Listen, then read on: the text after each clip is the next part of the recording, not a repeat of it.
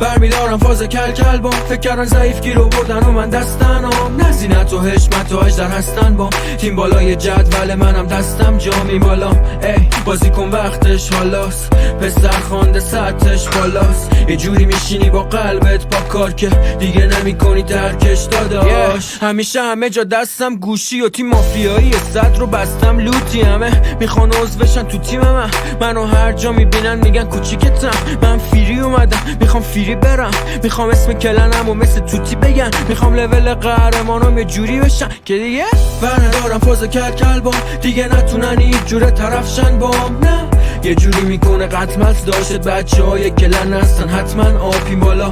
ای اکیپ سطحش بالاست، تیم ناوی سطحش بالاست، برمیدارم فاز کل بام، فکر کردن ضعیف گیر آوردن و من دستنم، نزینت و حشمت و اجدر هستن بام، تیم بالای جدول منم دستم جامی بالا.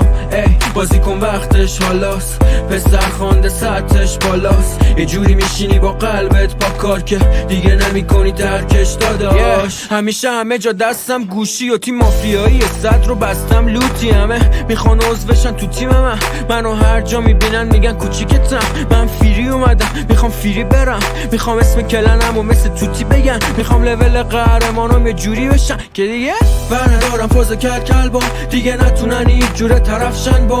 نه یه جوری میکنه قطمت داشت بچه های کلن هستن حتما آپین بالا.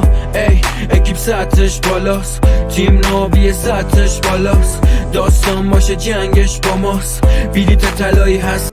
برمیدارم فاز کل بام، فکر کردن ضعیف گیر آوردن و من دستنم، نزینت و حشمت و اجدر هستن بام، تیم بالای جدول منم دستم جامی بالا. ای بازی کن وقتش حالاست، پسر خوانده سطحش بالاست، یه جوری میشینی با قلبت با کار که دیگه نمیکنی درکش داداش. همیشه همه جا دستم گوشی و تیم مافیایی صد رو بستم لوتی، همه میخوان عضوشن تو تیم منو هر جا میبینن میگن کوچیکتم، من فیری اومدم میخوام فیری برم، میخوام اسم کلنم و مثل توتی بگن، میخوام لول قهرمانم یه جوری بشن که دیگه ندارم فاز کل بام، دیگه نتونن هیچ جوره طرفشن بام. نه یه جوری میکنه قطمت داشت بچه های کلن هستن حتما آپین بالا.